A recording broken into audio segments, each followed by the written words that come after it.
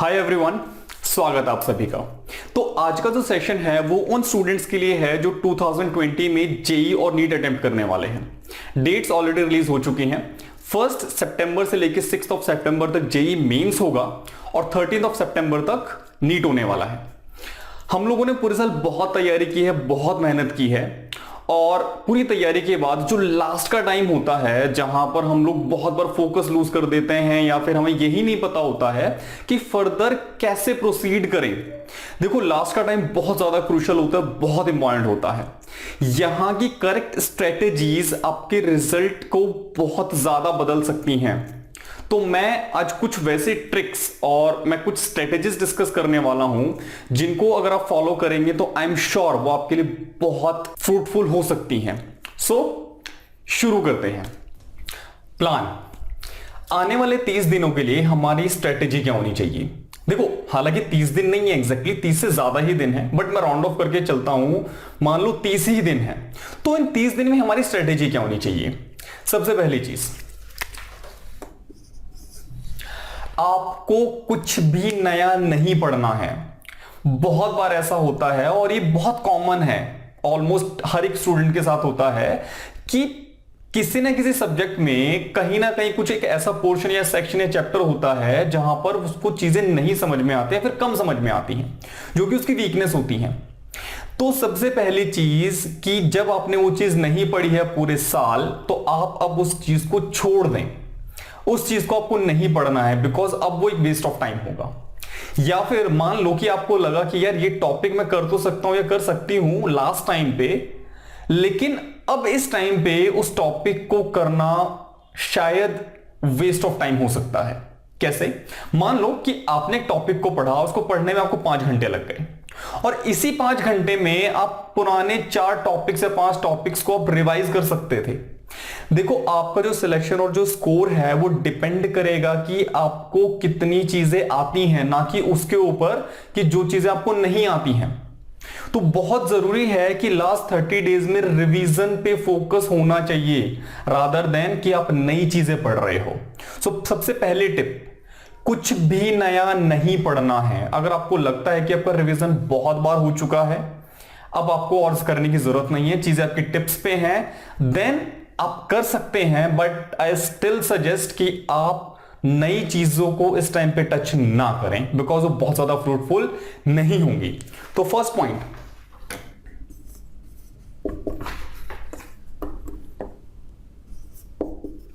Don't study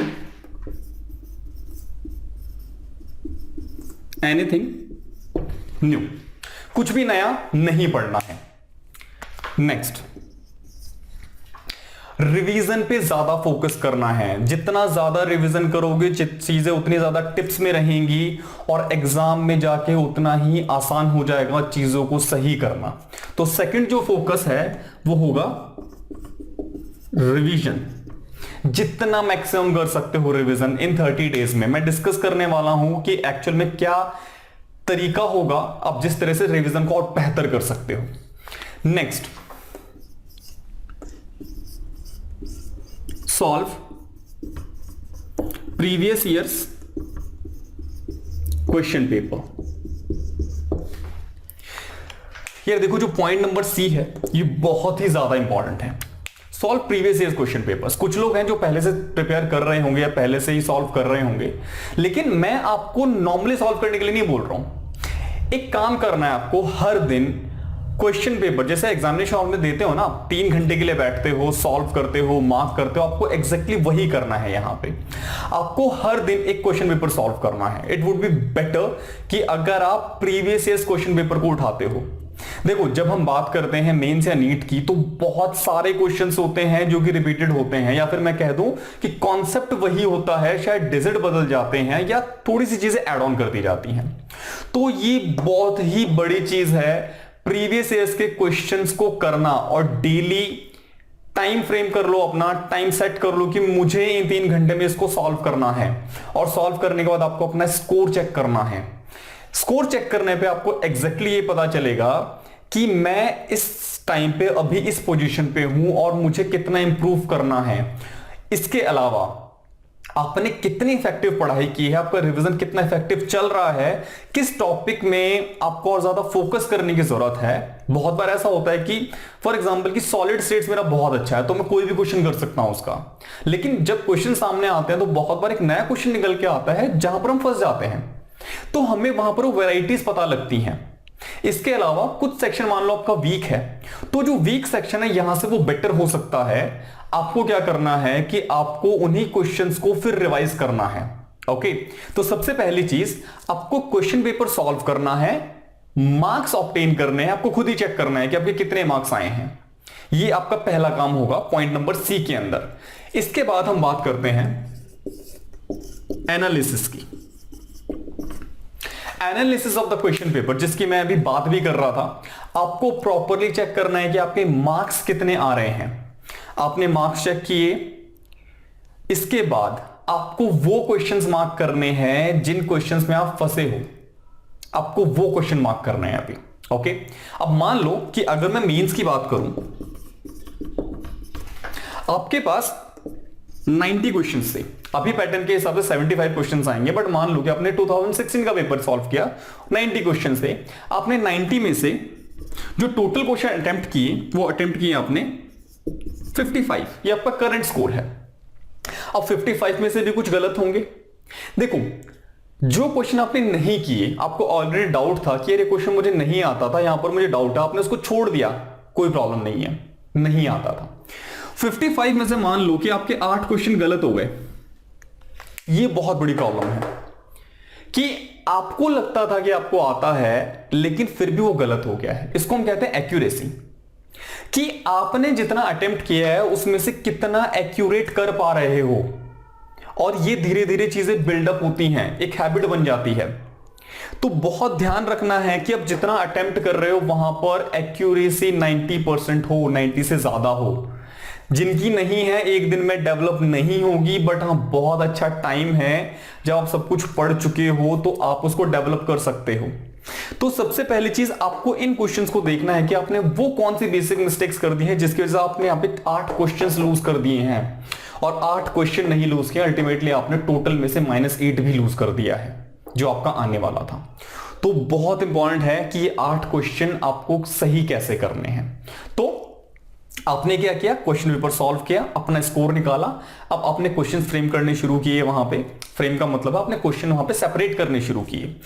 उसमें से आपको वो क्वेश्चन सबसे पहले मार्क करने हैं जो कि आपने अटेम्प्ट किए थे बट गलत हो गए, अटेम्प्ट करने के बाद भी गलत हो गए, ताकि नेक्स्ट टाइम जब आप पेपर अटेम्प्ट करना शुरू करो तो आपके माइंड में ये रहे कि मुझे जब क्वेश्चन करने हैं तो एटलीस्ट वहां पे एक्यूरेसी में मेंटेन कर पाऊं।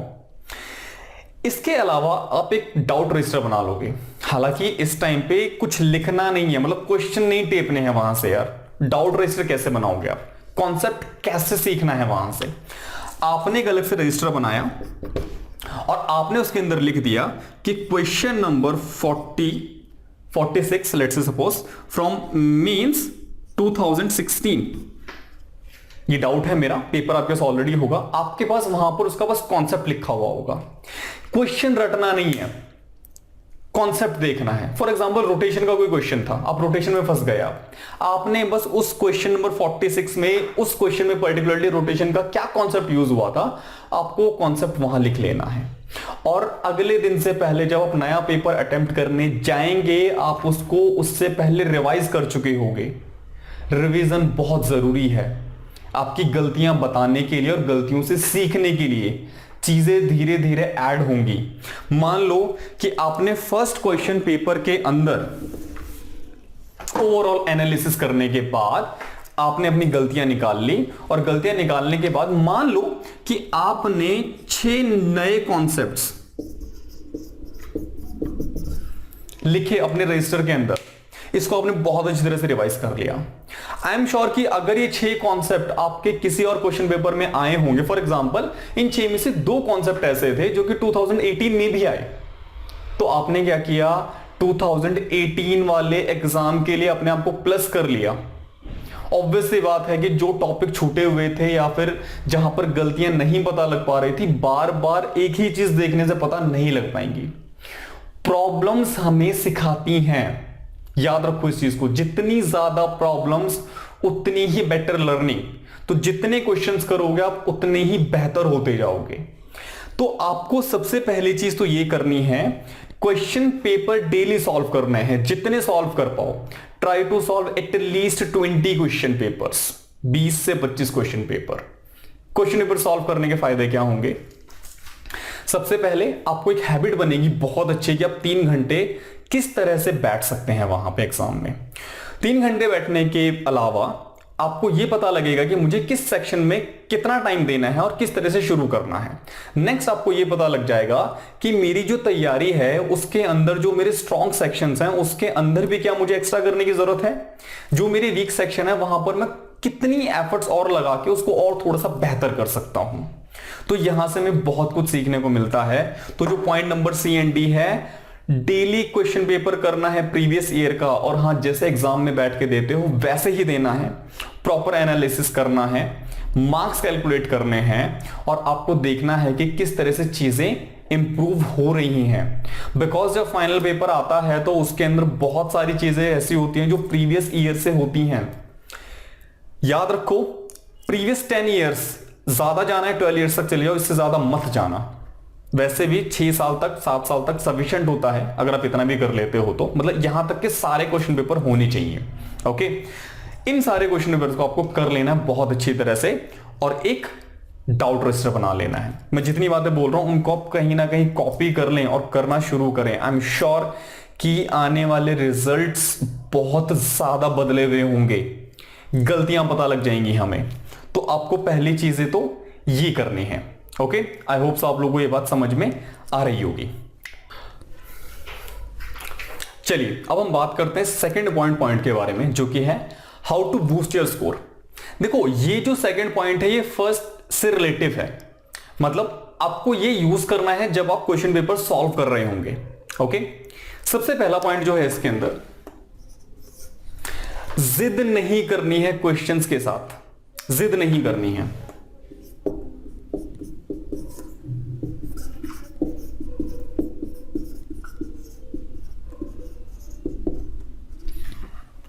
जिद क्यों नहीं करनी है?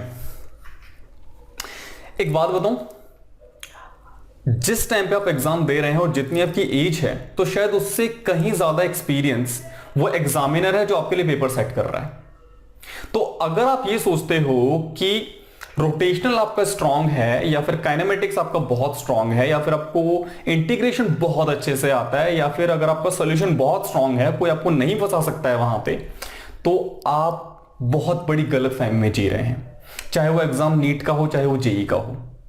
याद रखो कि आपका काम वहां पे मैक्सिमम क्वेश्चन सही करना है, ना कि सिर्फ वो क्वेश्चन सही करने हैं जहां पर आप कंफर्टेबल फील करते हो। ऐसा बिल्कुल हो सकता है कि मान लो आपका सॉलिड्स बहुत स्ट्रांग है और सॉलिड का एक ऐसा क्वेश्चन आया जहां पर आप फंस गए, और लेकिन आप जिद पकड़ के बैठ गए, नहीं यार मैं तो सॉलिड पे बहुत मेहनत की है, मेरे को तो बहुत अच्छा आता है, मुझे तो करना चाहिए ये क्वेश्चन और मैं तो करूंगा। तो जो क्वेश्चन आपको शायद 30 सेकंड में देखकर छोड़ देना चाहिए था, आपने उसका 5 मिनट वेस्ट कर दिए। याद रखो, वो 5 मिनट नहीं वेस्ट किए आपने शायद 5 क्वेश्चन वेस्ट कर दिए हैं, और 5 क्वेश्चन का मतलब आपने 20 मार्क्स अपने घटा लिए हैं। You have lost 20 marks. तो जिद नहीं करनी है, जैसा क्वेश्चन वैसी रिस्पेक्ट, और उसके हिसाब से इसको सॉल्व करना है। ध्यान रखना इस चीज को कि अगर लग रहा है कि नहीं यार नहीं हो पा रहा है, या फिर आप जो सोच रहे हो उससे थोड़ी सी चीजें अलग हो रही हैं, उस टाइम पे उसको छोड़ दो। जस्ट लीव दैट, स्टक नहीं होना है, जितनी जल्दी हो सके क्वेश्चन पे आगे बढ़ जाना है। देखो, एग्जाम में स्कोर करने के लिए जितना ज्यादा जरूरी ये पता करना है कि ये क्वेश्चन सही कर पाऊंगा या नहीं कर पाऊंगा, उतने ज्यादा जरूरी ये भी है कि इस क्वेश्चन को छोड़ना है कि नहीं छोड़ना है। अगर आप पहले 30 सेकंड में ये पिक कर लेते हैं कि यार ये क्वेश्चन मुझे छोड़ना है, लेकिन अगर आपको वही चीज 3 मिनट के बाद पता लगती है, तो याद रखो आपने 2.5 मिनट वेस्ट किए हैं सिर्फ ये सोचने के लिए, ये पता लगाने के लिए कि यार ये क्वेश्चन मुझसे नहीं होगा। आपको ये भी प्रैक्टिस करनी है कि क्वेश्चन कब छोड़ना है और कौन सा छोड़ना है, बहुत जरूरी है। बहुत बार ऐसा होता है कि कोई सेक्शन हमारा वीक होता है, हमने बहुत कम पढ़ाई की होती है, बट क्वेश्चन इतना आसान होता है कि हम उसको पढ़ते तक नहीं है, और वहां पर भी चीजें नेगेटिव ही होती हैं, उसको मैं डिस्कस करने वाला हूं मैं अभी। ओके, तो सबसे पहली चीज दिमाग में बिठा लो, इवन जब आप क्वेश्चन पेपर सॉल्व करेंगे, मैं जो आने वाले 2-3 पॉइंट लिखने वाला हूं, प्लीज उनको ध्यान में रख के सॉल्व करना। आई एम श्योर कि चीजें बहुत बेहतर होंगी और आपके स्कोर में डिफरेंस आपको फील होगा। पहली चीज आपको यह ध्यान रखनी है। नेक्स्ट चीज,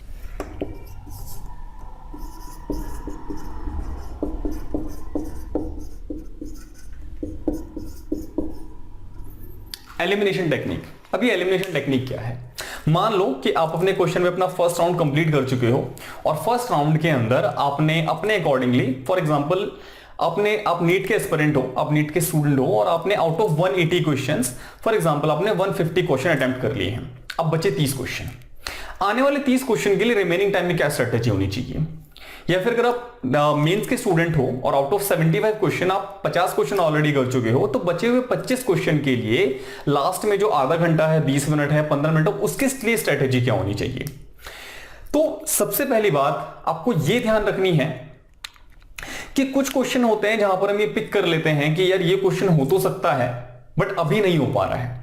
प्लीज फर्स्ट ऑफ ऑल आप उन क्वेश्चंस को जब आप पढ़कर निकल रहे हैं, फॉर एग्जांपल आपने क्वेश्चन पढ़ा, आपको लग रहा है हो जाएगा बट टाइम कंज्यूमिंग है, आपने उसको बाद के लिए रखा, प्लीज उसी क्वेश्चन को आप मार्क कर दें, उसी टाइम मार्क कर दें। फॉर एग्जांपल आपने उसको स्टार मार्क कर दिया या फिर आपने उसको सर्कल कर दिया है, और जब आपके ये 15 से 20 मिनट बचे हुए हैं, आधा घंटा बचा हुआ, आपको उन क्वेश्चन से दोबारा जाना है। अब करना क्या है? बहुत बार ऐसा होता है कि जब क्वेश्चन पढ़ के आंसर निकालने की कोशिश करते हैं, आंसर निकलता ही नहीं है, सही आंसर तक नहीं पहुंच पाते हैं, तो वहां पर हम इसका यूज करते हैं। सबसे पहली चीज, प्लीज आप इसको डायरेक्टली एग्जाम में जाके ट्राई ना करें। इसके लिए पहले आपको थोड़ी प्रैक्टिस करनी होगी ताकि आपको आइडिया लग जाए कि एक्चुअल में चीजें कैसे होती हैं। शुरू में ऐसा फील होता है कि यार ये कुछ अजीब ही कर रहे हैं हम लोग और आउटकम्स बहुत अच्छे नजर नहीं आते हैं, लेकिन हाँ, अगर आप इसको थोड़ा समझते हो तो आई एम श्योर कि काफी क्वेश्चंस निकल सकते हैं इससे। और कंपटीशन में आउट ऑफ 75 क्वेश्चंस, अगर आप इस टेक्निक से अगर आप 2 क्वेश्चन भी निकाल के आ गए ना, तो 2 क्वेश्चन का मतलब 8 नंबर, 8 नंबर का मतलब वो बहुत कुछ चेंज कर देगा। याद रखो, यहां पर हर एक क्वेश्चन के लिए फाइट है, हर एक मार्क्स के लिए फाइट है। 1 मार्क्स का डिफरेंस किसी को रैंक 1 बना सकता है तो किसी को रैंक 2 बना सकता है, किसी को आईआईटी दिला सकता है तो किसी को एनआईटी दिला सकता है, या फिर किसी को डिस्क्वालीफाई भी कर सकता है। 1 नंबर बहुत इंपॉर्टेंट होता है और हर एक नंबर की लड़ाई है यहां पे। तो आपने मान लो कि ऐसे 3 क्वेश्चन पिक किए कि जहां पर आपको लगता था कि आंसर आ सकता है, बट आप अपनी स्ट्रेटेजीज या फिर अपने फॉर्मूले के हिसाब से आंसर नहीं निकाल पा रहे हैं। तब एक काम करो, क्वेश्चन में अगर 4 ऑप्शंस हैं तो 4 में से सही निकालने के बजाय गलत निकालने की कोशिश करो। वहां पर ये देखो कि यार इनमें से कौन कौन सा ऑप्शंस नहीं हो सकता है। आपके पास था ए, बी, सी और डी। आपने क्वेश्चन पढ़ा और आपने बोला कि क्वेश्चन पढ़ने के हिसाब से आपने जो चीजें निकाली वहां पे उसके अकॉर्डिंगली। भाई बहुत बार ऐसा होता है कि फाइट तो 2 ही ऑप्शंस की होती है, 2 ऑप्शन तो बहुत फालतू दिए होते हैं जिसका कोई लेने देना होता ही नहीं है। 2 ऑप्शन बहुत फालतू होते हैं। तो आपने क्वेश्चन को बहुत ध्यान से पढ़ा और आपने पता लगाया कि सी इसका आंसर नहीं हो सकता है और ए भी इसका आंसर नहीं हो सकता है। आपने 50% ऑफ द बैटल ऑलरेडी जीत लिया है। अब बचे सिर्फ 2 ऑप्शन, बी और डी। अब आपको बी और डी में से सही मार्क करना है। अब आपको बी और डी में से अगेन यूज करनी है अपनी स्ट्रेटेजी। आपको क्वेश्चन बहुत ध्यान से पढ़ना है और देखना है वहां पे कि यार इनमें से बेस्ट ऑप्शन मैं कैसे पिक कर सकता हूं मैं, या फिर according to the given data इनमें से कौन सा ऑप्शन सही नहीं हो सकता है। और आपको पता लगा कि आप उसके अकॉर्डिंगली आप डी को भी एलिमिनेट कर पाए और आपने बी को सही मार्क कर दिया। ये यूजफुल है, लेकिन यूजफुल तब है जब वाकई में आपने इसको पहले करके देखा हो और वाकई में आपको क्वेश्चन को लेके प्रॉपर नॉलेज है। अगर मान लो आपको क्वेश्चन को लेके ही प्रॉपर नॉलेज नहीं है और आप वहां पर इसको यूज कर रहे हो तो बहुत ही वाहियात चीज है। ये सिर्फ और सिर्फ आपका टाइम वेस्ट करेगी और कुछ नहीं करेगी। तो प्लीज वो नहीं करना है। ये सिर्फ तब यूज करनी है जब आपको क्वेश्चन को लेकर नॉलेज है, आपको पूरे डाटा, आपको पूरे क्वेश्चन का पूरा डेटा पता है, आपको फॉर्मूलाज पता है, आपको नॉलेज है वहां पे। बस आप अपनी फॉर्मूले के इस्तेमाल से आप सही आंसर तक नहीं पहुंच पा रहे हैं, then try to eliminate the wrong ones. क्वेश्चन देखो 2 ही तरीके से सही होता है। पहला, क्वेश्चन का सही जवाब निकाल लो चारों में से। दूसरा, गलत जवाब निकाल दो, तब भी सही तक पहुंच सकते हैं। तो सही तक पहुंचने के 2 तरीके हैं। पहला, सब कुछ सही लगाओ, सही तक पहुंचो। दूसरा, गलत वालों को हटा दो दोनों ही बिल्कुल सही हैं, लेकिन दूसरा वाला जो मेथड है इसको करने में थोड़ा सा टाइम लगता है, तो इसलिए हम इसको लास्ट के लिए बचा के रखते हैं। Please don't use it in the beginning of the question paper, कि आपने वहीं पर इसको शुरू कर दिया और मान लो कि एक क्वेश्चन आपके 5 मिनट खा गया और 5 मिनट खाने के बाद पता लगा कि क्वेश्चन तो आपने सही कर दिया, लेकिन वो 5 मिनट शायद आपके 5 नए क्वेश्चन ठीक कर सकते थे जो कि बहुत आसान थे और जहां पर स्ट्रेट फॉरवर्ड आंसर आ रहे थे, तो आपने लूज किया है, गेन नहीं किया है। Wait for the right time, कि जिस टाइम पे आप उसको सही कर पाए। सो ये चीजें आपको लास्ट के लिए बचा के रखनी है। सो एलिमिनेशन बहुत यूजफुल होती है, लेकिन सिर्फ तब, याद रखना टिप क्या है, एलिमिनेशन कब यूजफुल होगी, जब आपको नॉलेज है उसको लेके और आप एलिमिनेट कर सकते हो। मैं बार बार बोल रहा हूं, मैं जब मेंस और नीट की बात करते हैं तो 2 ऑप्शंस तो बहुत इररिलेवेंट से होते हैं, हर क्वेश्चन में नहीं होता ऐसा, बहुत से क्वेश्चन में होता है ऐसा। तो बस आपको वो क्वेश्चन वहां पे पहचानना है और आपका काम हो जाएगा। Again at the last moment exam में जाके डायरेक्टली इसको ट्राई करोगे तो माइट भी वर्क ना करे, इसीलिए बोल रहा हूं अब जो आप लास्ट 30 डेज में क्वेश्चन पेपर सॉल्व करने वाले हैं, हर दिन आप क्वेश्चंस लगाने वाले हैं, आपको वहां पर इसको यूज करके देखना है और देखना है कि कितना टाइम लग रहा है और कितना फ्रूटफुली आप उसको कर पा रहे हैं और फाइनली उसके रिजल्ट्स क्या हैं। नेक्स्ट,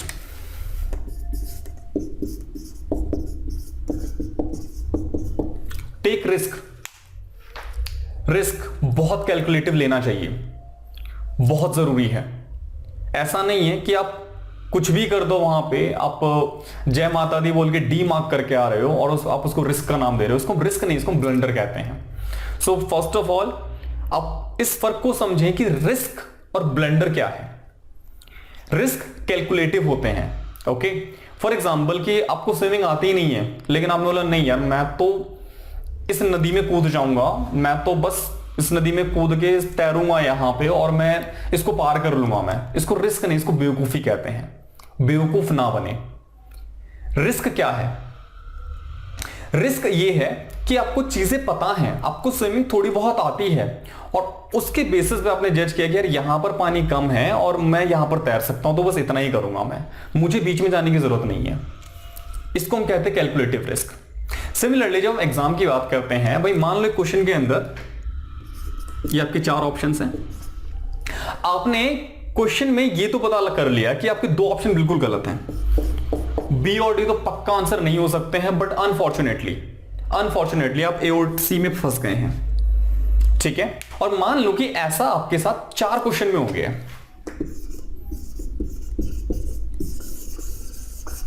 आप 4 क्वेश्चन में फंसे हो और आप 2 ऑप्शन ऑलरेडी एलिमिनेट कर चुके हो, बट स्टिल आप बहुत कंफ्यूज हो कि यार इनमें से नहीं मार्क कर पा रहा हूं मैं, ठीक है।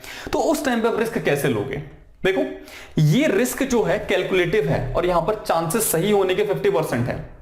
तो मान लो कि आपने 4 क्वेश्चन में से वर्स्ट केस की बात करते हैं,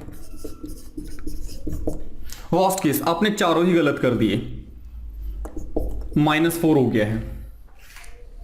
लेकिन अब हम चलते हैं बेटर की तरफ। आपने 4 में से एक क्वेश्चन ठीक किया और एक क्वेश्चन ठीक करने के बाद आपको मिलेंगे +4, लेकिन 3 अब भी गलत हैं, तो -3 उसके हटा दो, आपको मिल गया +1। अगर आपने क्वेश्चन और ठीक कर दिया आपको मिलेंगे +5, अगर आपने एक और ठीक किया अगेन +5, और अगर आपने बहुत सोच समझ के थोड़ा सा दिमाग लगा के चीजें की हैं तो आई एम श्योर कि वो +16 भी हो सकते हैं।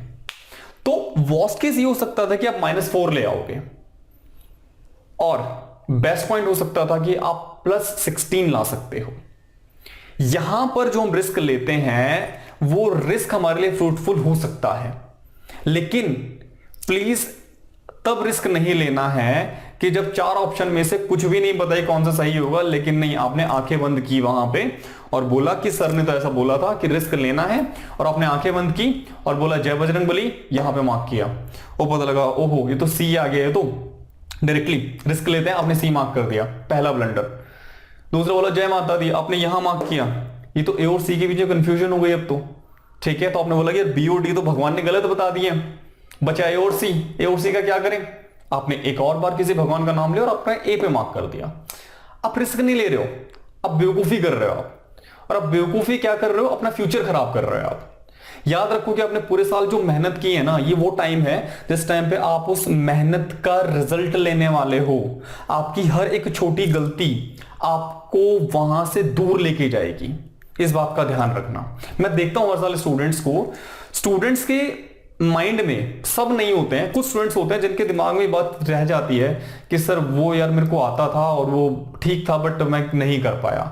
या फिर वो घर आके देखते हैं क्वेश्चन पेपर को, यार ये मेरे से छूट कैसे गया, जस्ट बिकॉज कि उन्होंने बहुत ज्यादा प्रैक्टिस नहीं की थी। मैं हर साल उनको बोलता हूं बेटा प्रैक्टिस करो, क्वेश्चन पेपर करना बहुत जरूरी है।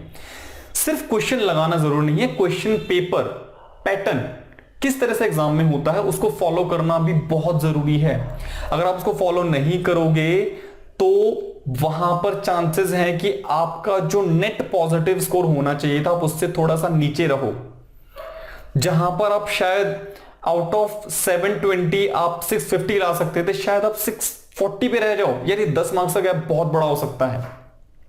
या हो सकता है कि अगर मैं जेईई की बात करूं, आउट ऑफ 360 मान लो कि आप 250 ला सकते थे, बट कुछ बेसिक गलतियों की वजह से आप 240 पे रह गए, 230 पे रह गए या 245 पे रह गए। बहुत बड़ा गैप है यार, ये बहुत बड़ा गैप क्यों है? डिजिट्स के टर्म्स में छोटा है यार, 5 नंबर क्या होते हैं, लेकिन हाँ करियर के हिसाब से बहुत बड़ा है। ये 5 नंबर शायद आपको एक दूसरे कॉलेज की तरफ लेके गए। शायद आप एनआईटी की तरफ जा रहे थे, शायद फॉर एग्जांपल आप एनआईटी त्रिची के लिए जा रहे थे, बट गलती से इन मार्क्स की वजह से आप किसी दूसरे एनआईटी में चले गए या किसी दूसरे कॉलेज में चले गए। तो 5 मार्क्स की बात नहीं है यहां पर, बात है वो 5 मार्क्स आपके फ्यूचर को किस तरह से बदलने वाले हैं। तो ये कुछ टिप्स हैं जिनका आप ध्यान रखें और जिनको आप यूज करें। आई स्ट्रांगली सजेस्ट कि आने वाले 30 दिनों के लिए आप इन चीजों को फॉलो करें। तो मैं एक बार समराइज कर देता हूं। सबसे पहली चीज, आपको टेस्ट पेपर सॉल्व करने हैं प्रॉपरली, रोज 3 घंटे एनालाइज करना है। एक डाउट रजिस्टर बनेगा जिसके अंदर सिर्फ क्वेश्चन का नंबर लिखा रहेगा, क्वेश्चन नहीं लिखा रहेगा। Don't waste your time, okay. या फिर अगर आपके पास क्वेश्चन पेपर है आप उसी के अंदर लिख सकते हो, बट यार वो बहुत बड़ा बंडल हो जाएगा। मान लो आपने 20 क्वेश्चन पेपर लगाया आपने, तो 20 पेपर इतने बड़े बंडल में होंगे और उसके बाद आप ढूंढ रहे हो बार बार उसको, तो बहुत ही ऑड हो जाता है वो। इससे बेटर है एक रजिस्टर अलग से बना लो, क्वेश्चन नंबर लिख दो वहां पे, ओके। क्वेश्चन काट के चिपका दो वहां पे, या कहीं पे फोटो खींच के क्लिक करके रख लो उसको वहां पे। उसका कॉन्सेप्ट लिखो, क्वेश्चन मत रटो यार, क्वेश्चन सॉल्व नहीं करना है, कॉन्सेप्ट करना है सिर्फ। इससे क्या होगा कि आप धीरे धीरे अपने अंदर चीजें ऐड ऑन करते जाएंगे और आप अच्छे स्कोर की तरफ बढ़ते जाएंगे। सेकेंड चीज, आपको क्वेश्चन पेपर करने के दौरान ध्यान रखना है कि जब आप क्वेश्चन में फंस जाएंगे, जब आप फर्स्ट राउंड क्लियर कर चुके होंगे, तो उसके बाद आपने कुछ क्वेश्चन मार्क किए होंगे जो कि आपको लगता है कि हो सकते हैं, और जब लास्ट में क्वेश्चन भरने जाएं तो सबसे पहले क्वेश्चन करें, आप सबसे पहले कोशिश करें कि आप गलत ऑप्शंस को एलिमिनेट करें और उसके बाद फिर सही तक पहुंचे, अगर आप फॉर्मूला लगा के सही पर नहीं पहुंच पा रहे हैं। याद रखना, ये जो एलिमिनेशन टेक्निक और टेक रिस्क जो पॉइंट नंबर बी एंड सी था, ये सिर्फ और सिर्फ तब फ्रूटफुल होगा जब आपने इसको लेके पहले भी प्रैक्टिस की है। अगर आप फर्स्ट टाइम जाके वहां पे कर रहे हैं तो ये आपके लिए बहुत बड़ी प्रॉब्लम भी क्रिएट कर सकता है। बहुत बड़ी तो क्या, आपने इसको 5 क्वेश्चन में यूज किया तो अगर बहुत ज्यादा खराब किस्मत रही तो शायद आपको -5 दे देगा। लेकिन अगर आपने थोड़ी समझदारी के साथ किया, बिकॉज मैं बार बार बोल रहा हूं मैं कि 2 ऑप्शन तो ऐसे होते हैं जो कि क्वेश्चन पेपर में बहुत इररिलेवेंट होते हैं, जिसको आप बहुत ध्यान से पढ़ने के बाद हटा सकते हो कि यार ये तो कोई सेंस ही नहीं था। और जो 2 ऑप्शन बचते हैं उसके अंदर थोड़ी समझदारी से अगर आप क्वेश्चन को रीड करके देखोगे ना, आपको रिलेटिव चीजें मिल जाएंगी वहां पे, एंड वो आपको सही क्वेश्चन सही आंसर की तरफ लेके चली जाएंगी, ओके। तो ये छोटी छोटी चीजें आपको ध्यान रखनी है। ट्राई टू एनालाइज योरसेल्फ कि आप हर पेपर में कितना स्कोर कर रहे हैं, एक्यूरेसी कितनी है। अगर आप हर बार एक ही गलती कर रहे हैं, आपकी एक्यूरेसी 80% है, तो अपने आप से सवाल करो यार एक्यूरेसी 80% क्यों है? कहीं तो गलती कर रहे हो क्वेश्चन पढ़ने में, जल्दबाजी में। और एक जरूरी बात, डिफिकल्ट क्वेश्चन गलत होने के चांस कम होते हैं रादर देन इजी क्वेश्चन, क्योंकि इजी क्वेश्चन के अंदर माइंड ऑलरेडी वर्क कर रहा होता है कि ये तो बहुत आसान है, मैं तो कर ही दूंगा इसको, मैं तो कर ही दूंगी इसको, बहुत आसान है ये तो। लेकिन जब डिफिकल्ट क्वेश्चन की बात करते हैं तो डिफिकल्ट क्वेश्चन में दिमाग बहुत ज्यादा खुल चुका होता है कि यार मुझे तो छोटी छोटी चीजें कलेक्ट करके आंसर तक पहुंचना है। इजी क्वेश्चन में हम छोटी चीजें कलेक्ट करना भूल जाते हैं और सीधा आंसर की तरफ बढ़ते हैं, और शायद ऑप्शन ए और बी के अंदर आपको बहुत जल्दी एक गलत आंसर देखने को मिल जाएगा, आप उसको मार्क करके आगे बढ़ जाओगे। याद रखो, एग्जाम में वो क्वेश्चंस नहीं है, वो आपका फ्यूचर है। हर एक सही जवाब आपको अपने बेहतर फ्यूचर की तरफ, अपने ड्रीम कॉलेज और अपनी ड्रीम लाइफ की तरफ लेके जाएगा।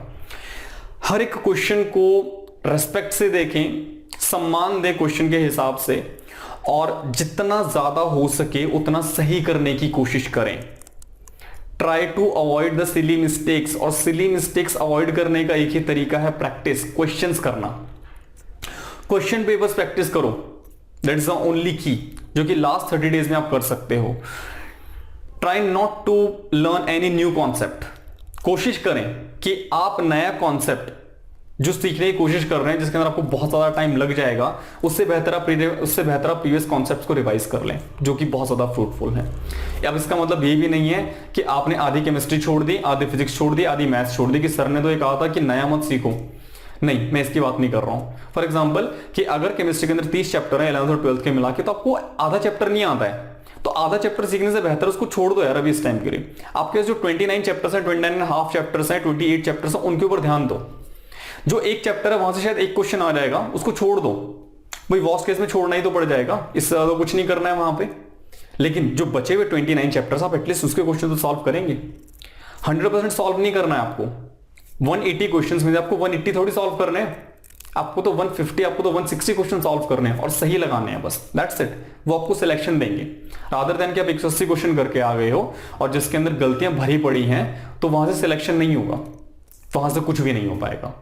ओके, तो इसके साथ मैं इसको यहीं पे वाइंड अप कर रहा हूं। आई होप सो कि ये टिप्स आपके लिए फ्रूटफुल होंगी और अपनी तैयारी अच्छे से करते रहें। और हाँ, किसी टॉपिक पे आपको किसी टॉपिक में डाउट है या कोई कॉन्सेप्ट आपको नहीं समझ में आ रहा है, क्वेश्चंस में प्रॉब्लम है, तो प्लीज आप कमेंट बॉक्स में जाएं और वहां पे बताएं।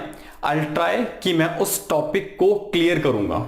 सो all the best for the 2020 JEE and NEET aspirants. I hope so कि आप बहुत अच्छा करने वाले हैं। अपनी जान लगा दो यार, पूरी कोशिश करो जितना कर सकते हो, और उसके बाद फिर रिजल्ट तो जो भी होगा वो देखा जाएगा, लेकिन उससे पहले आपकी कोशिश और आपकी मेहनत सबसे बड़ी चीज है। So be ready and yes, see you next time.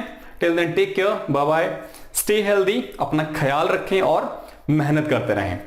Bye.